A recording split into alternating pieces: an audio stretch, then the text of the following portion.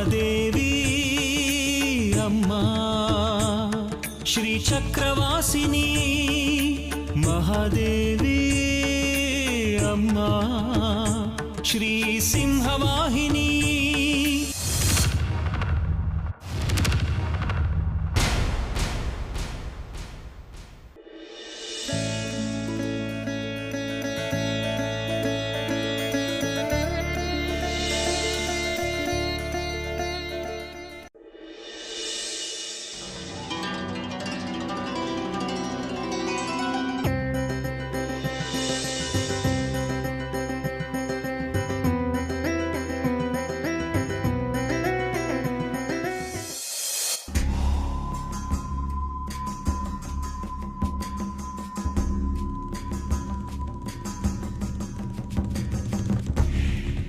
ನಾ ಮಾಡೋ ಯಾವುದೇ ಕೆಲಸನ ಪೂರ್ಣ ಆಗೋಗ್ಬಿಡ್ತಿಲ್ಲ ನಿಮ್ಮ ಅಮ್ಮನವರು. ಆ ಕಡೆ ಅವ್ರಿಗೆ ಒಳ್ಳೇದ್ ಮಾಡ್ತಿದ್ದಾಳೆ, ನಮ್ಗೆ ಕೆಟ್ಟದ್ ಮಾಡ್ತಿದ್ದಾಳೆ. ಸಾಕು ಸಾಕು ಮಾಡು ನಿನ್ನ ಮಾಟ ಮದ್ದು ಪ್ರಯೋಗಗಳನ್ನ. ಈಗ ನಾನು ಹೇಳೋದನ್ನ ಕೇಳು. ಕಳೆದ ಜನ್ಮದಲ್ಲಿ ರಾಜ್ಕುಮಾರಿ ಮಯೂರಿ ದೇವಿಯವರನ್ನ ಕೊಂದ 3 ಜನರಲ್ಲಿ ಒಬ್ಬ ನಾನು, ಇನ್ನೊಬ್ಬ ನೀನು. ಹೌದು. ಮತ್ತೊಬ್ಬ ಯಾರೋ ಇದಾನೆ ಅಲ್ವಾ? ಹೌದು. ಅವನ್ ಬರೋವರೆಗೂ ನಮ್ ಶಕ್ತಿ ಪೂರ್ಣ ಆಗೋದಿಲ್ಲ ಅಲ್ವಾ? ಹೌದು. ನಾವು ಅವರಿವರನ್ನ ಹಿಡಿತಕ್ಕೆ ತಗೊಳ್ಳೋದನ್ನ ನಿಲ್ಸಿ ಮೊದ್ಲು ಆ 3ನೇವನ್ನ ಬರ್ಮಾಡ್ಕೊಳ್ಳೋಣ. ಯಾರವನು, ಎಲ್ಲಿದ್ದಾನೆ, ಏನ್ ಮಾಡ್ತಾ ಇದ್ದಾನೆ ಅನ್ನೋದನ್ನ ಮೊದಲು ತಿಳ್ಕೊ. ನಿನ್ನ ಶಕ್ತಿಯನ್ನು ಉಪಯೋಗಿಸಿ ಪ್ರಶ್ನೆ ಹಾಕು ನಿನ್ನ ದೇವತೆಗೆ. ನಾವು 3 ಜನ ಒಂದುಗೂಡೋಣ. ಸಮಯ ಬಹಳ ಕಡಿಮೆ ಇದೆ. ಉತ್ಸವ ಶುರುವಾಗೋದ್ರೊಳಗೆ, ಶ್ರೀಚಕ್ರ ಉದ್ಭವ ಆಗೋ ವೇಳೆಗೆ ನಮ್ಮ ದಾರಿ ಸುಗಮ ಮಾಡ್ಕೊಳ್ಳೋಣ. ಹೌದು, ಹಾಕ್ತೀನಿ. ಇವತ್ತೇ ಪ್ರಶ್ನೆ ಹಾಕ್ತೀನಿ. ಆ 3ನೇ ನಮ್ ಜೊತೆಗಾರ ಯಾರು ಅಂತ ಇವತ್ತೇ ಈಗಲೇ ತಿಳಿಯುತ್ತೆ. ಮಣಿಕಂಠ, ಪ್ರಶ್ನೆ ಹಾಕೋಕೆ ಮಂಡ್ಲ ಸಿದ್ಧ ಮಾಡು.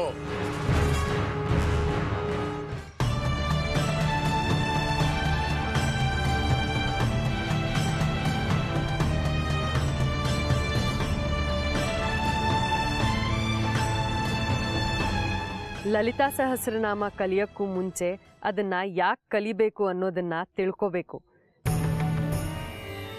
ಇಲ್ಲ ಅಂದ್ರೆ ಪರೀಕ್ಷೆಗೆ ಸಿದ್ಧವಾಗೋ ವಿದ್ಯಾರ್ಥಿಗಳು ಕಲಿಯೋ ಗಿಳಿಪಾಠ ಆಗತ್ತೆ. ಹೌದು ಟೀಚರ್ ಅಮ್ಮ, ನೀವು ಹೇಳ್ಕೊಡೋದನ್ನ ನಾನು ಹೇಳ್ತೀನಿ. ಆದ್ರೆ ಅದರ ಅರ್ಥ ತಿಳ್ಕೊಂಡು ಹೇಳಿದ್ರೆ ನಾನು ಯಾಕೆ ಲಲಿತಾ ಸ್ತೋತ್ರ ಹೇಳ್ತಿದ್ದೀನಿ ಅನ್ನೋದು ನನಗೆ ತಿಳಿಯುತ್ತೆ. ಮನಸ್ಸಿಗೆ ಆನಂದ ಆಗತ್ತೆ, ಭಕ್ತಿ ಮೂಡುತ್ತೆ. ಲಲಿತಾ ಸಹಸ್ರನಾಮವನ್ನ 3 ಆಯಾಮಗಳಲ್ಲಿ ನೋಡಬಹುದು: ತಂತ್ರ, ಮಂತ್ರ ಹಾಗೂ ಭಕ್ತಿ. ಅವರವರ ಉದ್ದೇಶದಲ್ಲಿ ಹೇಳ್ಕೊಂಡ್ರೆ ಅದು ಒಲಿಯತ್ತೆ. ಈಗ ನಾನು ಯಾವ ಉದ್ದೇಶದಿಂದ ಹೇಳಬೇಕು, ಯಾವ ಉದ್ದೇಶದಿಂದ ಕಲಿಬೇಕು? ಸದ್ಯಕ್ಕೆ ಸಹಸ್ರನಾಮವನ್ನ ಕಲಿಕೆ ಉದ್ದೇಶದಿಂದ ಶುರು ಮಾಡು. ಅದು ಕರಗತವಾದರೆ ನಂತರ ಅರ್ಥ ಮಾಡ್ಕೊಳ್ಳೋಕ್ಕೆ ಅನುಕೂಲ ಆಗತ್ತೆ.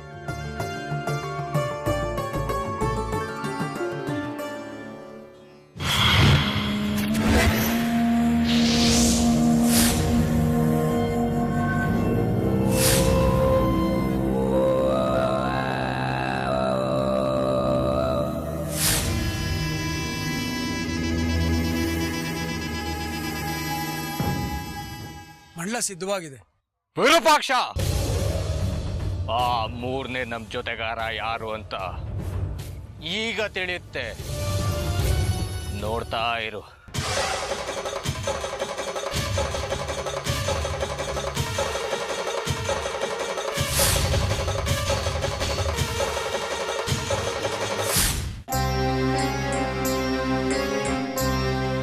ಹೆಸರೇ ಹೇಳುವಂತೆ ಲಲಿತಾ ಮಾತೆಯನ್ನ ಸಾವಿರಾರು ಬೇರೆ ಬೇರೆ ಹೆಸರುಗಳಲ್ಲಿ ಸ್ತುತಿಸುವುದೇ ಲಲಿತಾ ಸಹಸ್ರನಾಮಾವಳಿ.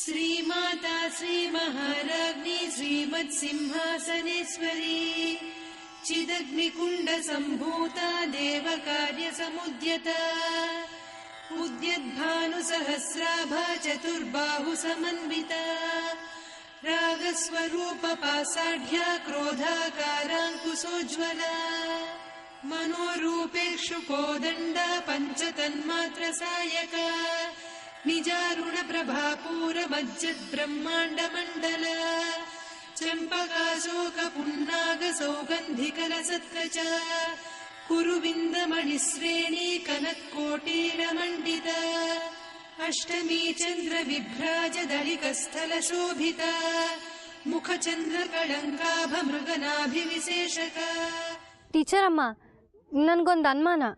ಕೇಳು. ಆ ತಾಯಿ ಒಬ್ಳೇ ಅಲ್ವಾ? ಅವಳನ್ನ ಯಾಕೆ ನಾವು ಸಾವಿರಾರು ಹೆಸರುಗಳಿಂದ ಅರ್ಚನೆ ಮಾಡಬೇಕು? ಒಂದು ಮರದಲ್ಲಿ ಒಂದು ಗಿಡದಲ್ಲಿ ಬಿಡೋ ಹೂಗಳು ಒಂದೇ ಥರದ್ದಲ್ವಾ? ಆದರೂ ಆ ಗಿಡದಲ್ಲಿ ಮರದಲ್ಲಿ ಎಷ್ಟೊಂದು ಹೂಗಳು ಬಿಡತ್ತಲ್ವಾ? ನೀರಿನಲ್ಲಿರೋ ಮೀನುಗಳು ಒಂದೇ ಆದರೂ ಅದರಲ್ಲಿ ಲಕ್ಷಾಂತರ ರೂಪಗಳು. ಮನುಷ್ಯರ ರೂಪ ಒಂದೇ ಆದರೂ ಅವರ ಗುಣಗಳು ಬೇರೆ ಬೇರೆ. ಹಾಗೆ ಆ ತಾಯಿನ ಅನೇಕ ರೀತಿಯಲ್ಲಿ ಅನೇಕ ಹೆಸರಿನಲ್ಲಿ ಸ್ತುತಿ ಮಾಡಿದ್ರೆ ನಮಗೂ ತೃಪ್ತಿ ಆಗತ್ತೆ, ಆ ತಾಯಿನೂ ಸುಪ್ರೀತಳಾಗ್ತಾಳೆ. ಈಗ ಮುಂದುವರ್ಸೋಣ. वक्त्रलक्ष्मी परिवाह चलन्मीनाभलोचना नवचम्पकपुष्पाभनासा दण्डविराजिता ताराकान्तितिरस्कारिनासाभरणभासुरा कदम्बमञ्जरी क्लुप्तकर्णपूरमनोहरा ताटङ्कयुगलीभूततपनोडुपमण्डल पद्मरागशिरादर्श परिभाविकपोलभू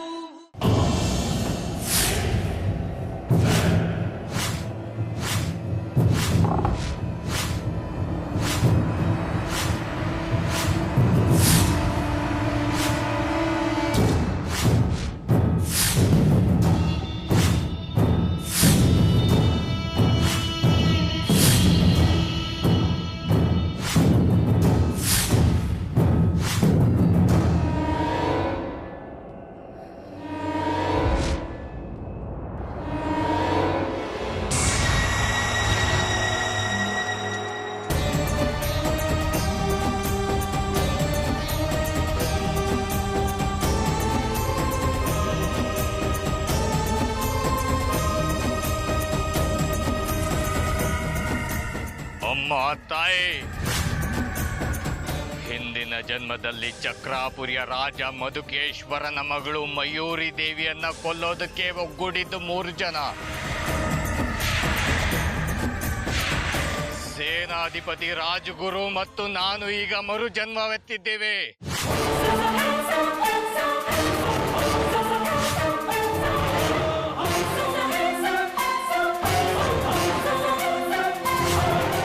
ನಾನು ಮತ್ತು ರಾಜ್ಗುರು ಇಲ್ಲಿದ್ದೇವೆ.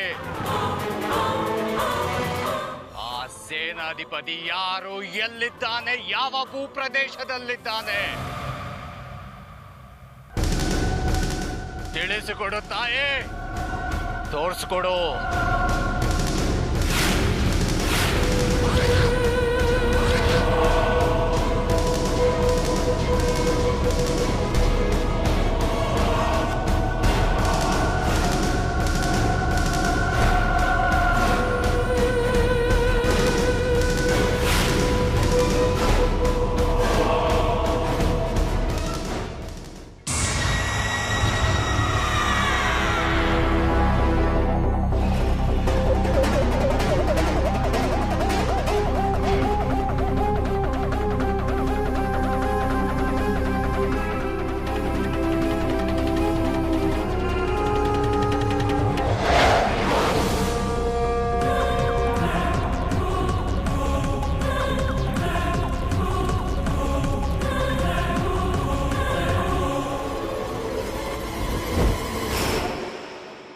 ಇವನ ಆ ಊರಲ್ಲಿ ಬಲಿಕನ್ಯೆ ಹುಡ್ಕೊಂಡು ಹೋದಾಗ ಕಂಡವನಲ್ವಾ ಇವನು? ಅಂದ್ರೆ ನಮ್ ಜೊತೆ ಕೈ ಜೋಡಿಸೋನು ಇವನೇನ? ಹೌದು, ಇವನೇ ಪೊಲೀಸ್ ಇನ್ಸ್ಪೆಕ್ಟರ್ ಮಾರಿಗುಡಿ.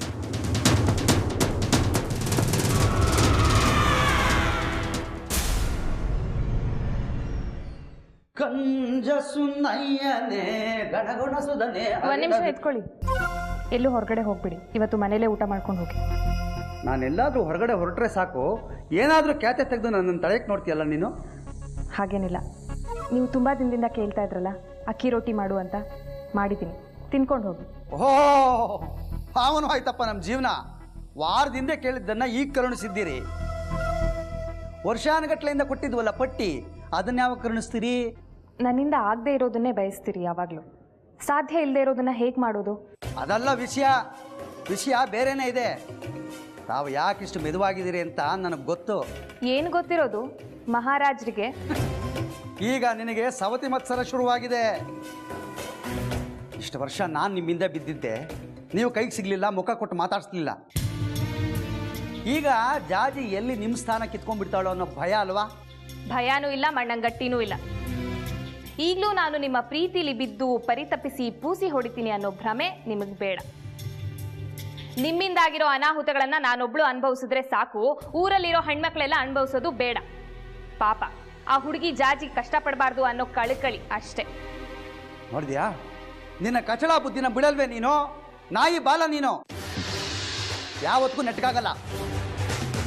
ನನಗೆ ಚುಚ್ಚಿ ಮಾತಾಡೋದ್ರಲ್ಲಿ ನಿನಗೆ ಸಂತೋಷ ಅಲ್ಲ. ನೀನು ಹಿಂಗೆಲ್ಲ ಮಾತಾಡಿದ್ರೆ ನನಗೆ ಪಿತ್ತ ನೆತ್ತಿಗೆ ಇರಲ್ವಾ? ಒಂದು ತಿಳ್ಕೊಳ್ಳೆ, ಗಂಡಸು ಕೆಟ್ಟವನಾಗಿದ್ರು ಗಂಡನಾಗಿ ಒಳ್ಳೆಯವನಾಗಿರ್ತಾನೆ. ನಿನ್ನಂತ ಹೆಂಡ್ತಿರೋ ಗಂಡಂದಿರನ್ನ ರೊಚ್ಚಿಗಪ್ಸಿ ಕಿರಿಕಿರಿ ಮಾಡ್ತೀರಾ. ಇನ್ನೊಂದು ನೀತಿ ಪಾಠ ಹೇಳ್ತೀನಿ ಕೇಳಿ. ಗಂಡಸರು ಬೆಂಕಿ ಇದ್ದ ಹಾಗೆ, ಅದನ್ನು ಬಳಸ್ಕೊಳ್ಳೋದು ನಿಮ್ಗೆ ಗೊತ್ತಿರಬೇಕು ಅಷ್ಟೇ. ತುಪ್ಪ ಹಾಕಿ ಉರಿಸಿದ್ರೆ ಮನೆ ಬೆಳಗೋ ದೀಪ ಹಾಕ್ತಾರೆ, ಕೆದಕಿ ಗಾಳಿ ಉರುಬಿದ್ರೋ ಮನೆ ಸುಡೋ ಉರಿ ಹಾಕ್ತಾರೆ. ಈಗ ಹೇಳಿದ ಅಷ್ಟೂ ಮಾತುಗಳು ನಿಮಗೂ ಅನ್ವಯ ಆಗುತ್ತೆ. ಆಯ್ತು, ಒಟ್ಟಾರೆ ನೀನು ನನಗೆ ಬೇಡ ಅಷ್ಟೇ. ನಾನು ಜಾಜಿ ಹತ್ರನೇ ಹೋಗ್ತೀನಿ. ನೋಡಿ, ಬೇಡ, ದಯವಿಟ್ಟು ಆ ಹುಡುಗಿ ಹತ್ರ ಹೋಗ್ಬೇಡಿ.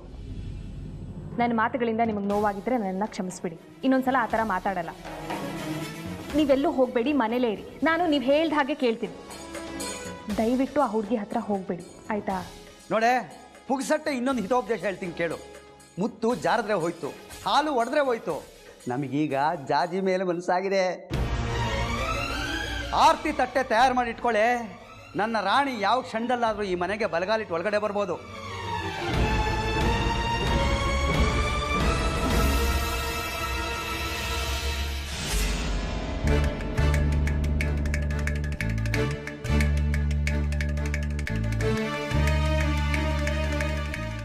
ಏನ್ ಜಗ್ಗೋ, ಯಾರನ್ನ ಹುಡುಕ್ತಾ ಇದೆಯಾ? ಜಾಜಿ ಬೇಕಾಗಿತ್ತಾ? ಹೌದು. ಎಲ್ಲಿ ಹೋದ್ಲು ನನ್ನ ಬಾವಿ ಪತ್ನಿ, ನನ್ನ ವಂಶ ಬೆಳಗೋ ಬೆಳಕೋ? ಇಷ್ಟೊತ್ತು ಇಲ್ಲೇ ಇದ್ಲು, ಅವಳಂಗೆ ಹೋದ್ಲು, ನೀನು ಹಿಂಗೆ ಬಂದೆ. ಜಾಜಿ ನಿನ್ನ ಉಂಗುರ ತೆಗೆದ್ಬಿಟ್ಲಂತೆ, ವಾಪಸ್ಸು ನಿಂಗೆ ಕೊಟ್ಬಿಟ್ಲಂತೆ. ಅಂದರೆ ಅಲ್ಲಿಗೆ ನಿಶ್ಚಿತಾರ್ಥ ಮುರಿದು ಬಿತ್ತು ಅನ್ನೋ. ಪಾಪ, ಹೀಗಾಗಬಾರ್ದಾಗಿತ್ತು. ಮನ್ಸಲ್ಲಿ ಎಷ್ಟು ಮಣ್ಣಿಗೆ ತಿಂದಿದ್ನೋ ಈ ಜಗ್ಗಿ. ಏಯ್ ಗುಳ್ಳೆಂದ್ರೆಗಳ, ಉರಿತಾ ಇದ್ದೀನಿ ಅಂತ ಮತ್ತೆ ತುಪ್ಪ ಹಾಕ್ಬೇಡ್ರಿ. ನೋಡ್ತಾ ಇರಿ, ನೀವುಗಳೆಲ್ಲ ಉರ್ಕೊಳ್ಳೋ ಹಾಗೆ ಇಷ್ಟೆಲ್ಲ ಅವಳಿಗೆ ತಾಳಿ ಕಟ್ತೀನಿ ನಾನು. ದಿಕ್ಕಿಲ್ಲ ದೆಸೆ ಇಲ್ಲ ಅವಳಿಗೆ. ಆ ಶೇಖರಿ ಅವಳನ್ನ ಜಿತ್ಕಿಟ್ಕೊಂಡಿದ್ದಾನೆ. ಅವಳನ್ನು ಕಟ್ಕೊಂಡು ಬಾಳ್ ಕೊಡ್ತೀನಿ. ಈಗ ನೋಡಿ ನಗ್ತಾ ಇದ್ದೀರಲ್ವಾ, ಆಗ ನೋಡಿ ಹೊಟ್ಟೆ ಉರ್ಕೊಳ್ಳಿ. ಕೊಡ್ತೀಯ. ದಿನ ಬೆಳಗ್ಗೆ ಹೊತ್ತು ಆ ಹುಡುಗಿ ಕಸ ಹೊಡಿಯೋ ನೆಪದಲ್ಲಿ ಬಂದ್ಬಿಟ್ಟು ಆ ಬಂಗಾರಿ ಜೊತೆ ವಸಂತೋತ್ಸವ ಆಡ್ತಾ ಇರ್ತಾಳೆ. ಅವಳು ಅವನಿಗೆ ನೀರು ಎರಚೋದೇನು, ಇವನು ಅವಳಿಗೆ ನೀರು ಎರಚೋದೇನು. ಆ ಪ್ರಣಯ ಹಕ್ಕಿಗಳ ಸುಮಧುರ ಸುಮನೋಹರ ಜಲಕ್ರೀಡೆ ನೋಡೋದಕ್ಕೆ ಎರಡು ಕಣ್ಣೂ ಸಾಲದು. ಬಂಗಾರಿ ಚಿರತೆ ಥರ ಅಟ್ಟಿಸ್ಕೊಂಬರೋದೇನು, ಇವನು ಜಿಂಕೆ ಥರ ತಪ್ಪಿಸ್ಕೊಂಡು ಓಡೋಗೋದೇನು. ಆಹಾ, ರಮ್ಯ ನೋಟ ನೋಡೋದಕ್ಕೆ ಎರಡು ಕಣ್ಣು ಸಾಲದು. ಬಂಗಾರಿ ಈಗಾಗಲೇ ಅವಳನ್ನ ಬುಕ್ ಮಾಡ್ಕೊಂಡ್ಬಿಟ್ಟಿದ್ದಾನೆ. ಇರೋ ಒಂದು ಕುತ್ತಿಗೆ ಇಬ್ಬಿಬ್ರು ತಾಳಿ ಕಟ್ತೀರನಯ್ಯ. ಪಾಪ ಆರಾದ್ರೆ ನಮ್ಮ ಜಗ್ಗಿ ಸಿಗೋದೆಲ್ಲ ಇಂಥದ್ದೇ ನೋಡಿ. ಆ ಸುನಿತನ ಕಟ್ಕೊಂಡ, ಅವಳು ಶೇಖರಿ ಪಾಲು, ಜಾಜಿ ಮೇಲೆ ಕಣ್ಣು ಹಾಕ್ತಾ, ಅವಳು ಬಂಗಾರಿ ಪಾಲು. ಅಯ್ಯೋ ಪಾಪ, ಹೀಗಾಗಬಾರ್ದಾಗಿತ್ತು. ಒಟ್ಟಿನಲ್ಲಿ ನಮ್ಮ ಜಗ್ಗಿ ಪಾಡು ನಾಯಿ ಪಾಡು. ನಿಲ್ಸಲೇ, ಯಾವಾಗ ನೋಡು ಇನ್ನೊಬ್ರು ನೋಡ್ಕೊಂಡು ನಗ್ತಾ ಇರ್ತೀರಾ. ನನ್ನ ಮಕ್ಕಳು ತಂದು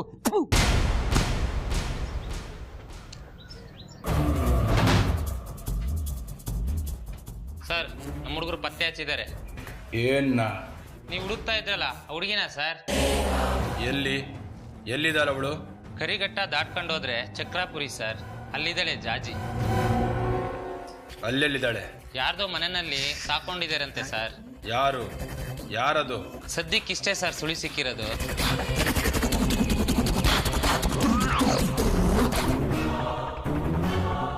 ಚಕ್ರಾಪುರಿ ಈ ಹೆಸರಿನಲ್ಲೂ ಊರಿದೆ ಅಂತ ನನಗೆ ಗೊತ್ತೇ ಇರಲಿಲ್ಲ. ಯಾರಿಗೂ ಗೊತ್ತು? ಆ ಊರಿನ ಮಣ್ಣಿನ ಋಣ ನನ್ನ ಕಾಲು ಗಂಟಿದ್ರೆ ಆ ನೆಲನೂ ಪಾವನ ಆಗತ್ತೆ, ನನಗೂ ಸ್ವರ್ಗ ಸಿಗತ್ತೆ. ನಡೀರೋ, ಇನ್ಮೇಲೆ ನಮ್ಮ ಡ್ಯೂಟಿ ಅಲ್ಲಿ. ನನ್ನ ಗಿಣಿಮರಿ ಅಲ್ಲಿದ್ಯಂತೆ, ಅಲ್ಲಿಂದ ಅದು ಹಾರು ಹೋಗೋಕೆ ಮುಂಚೆ ನಾವು ಅದನ್ನು ಹಿಡಿದಾಕ್ಬೇಕು.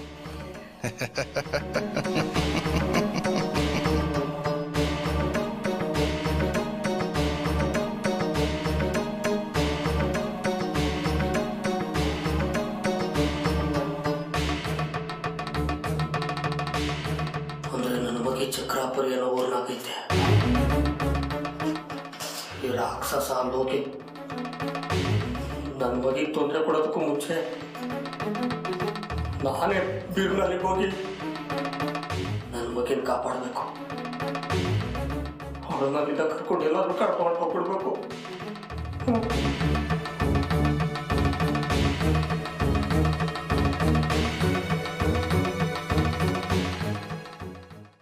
ರಾಕ್ಷಸರು ಅವತ್ತಿಗೂ ಇದ್ರು, ಇವತ್ತಿಗೂ ಇದ್ದಾರೆ.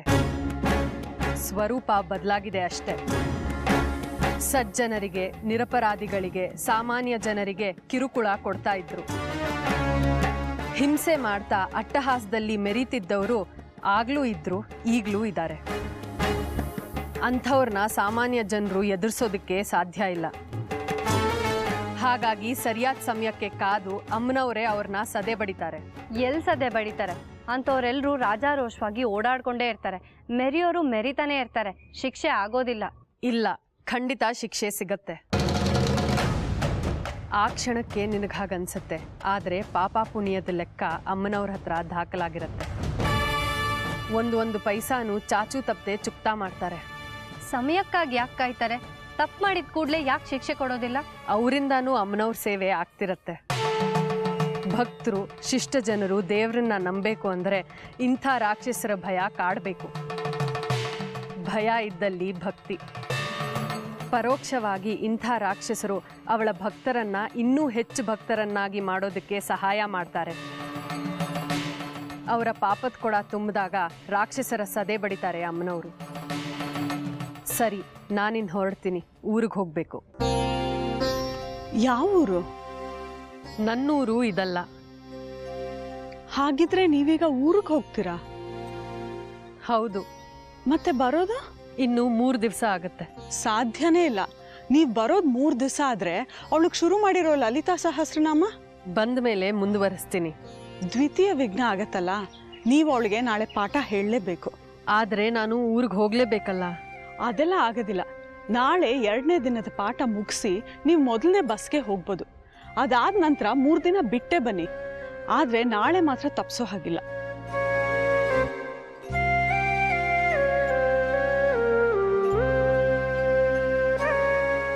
ಸರಿ, ಹಾಗಾದ್ರೆ ಅಮ್ಮನವ್ರ ಸಂಕಲ್ಪದಲ್ಲಿ ಇವತ್ತು ರಾತ್ರಿ ನಾನು ನಿಮ್ಮನೇಲೇ ಉಳ್ಕೋಬೇಕು ಅಂತ ಇದೆಯೋ ಏನೋ.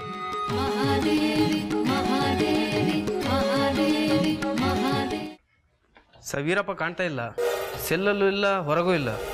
ಈ ಮಾರಿಗುಡಿ ಜ್ಯೂರಿಸ್ಡಿಕ್ಷನ್ನಲ್ಲಿ ಪೂರಾ ಜ್ಯೂರಿಸ್ಡಿಕ್ಷನ್ನೇ ನನ್ನ ಸೆಲ್ಲು.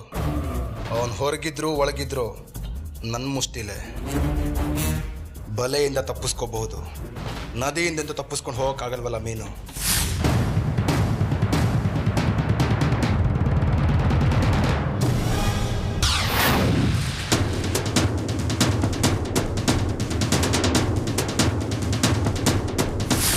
ಹುಡುಕ್ರೋ, ಎತ್ತ ಹಾಕೊಂಡು ಮುಂದೆ ಒಳಗೆ ಕಟ್ ಬಿಸಾಕ್ರೋ.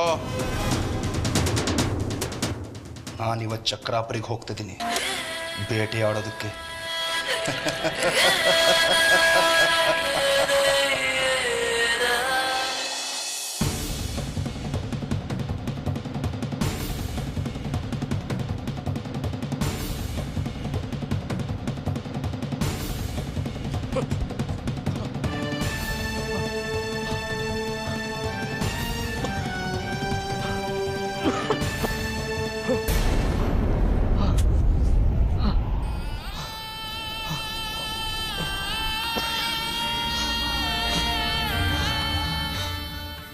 ಕುಡ್ದು ಸಿಗ್ತಾನೆ ಇಲ್ಲ.